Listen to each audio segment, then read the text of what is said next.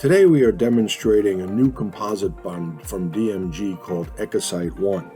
This is a very interesting composite because it combines the science and art of dentistry to a level where we can use one shade to complete all our posterior composite restorations. It is a less sticky composite than most, but the beauty of this composite in handling it is it push and flow technology. The push and flow technology means it actually gets softer as you work the composite. It is a highly polishable composite, it is color stable, and it is most ideal in the posterior restoration. For anteriors, I would recommend you use Ecosite Elements, which allows you to create beauty in the anterior.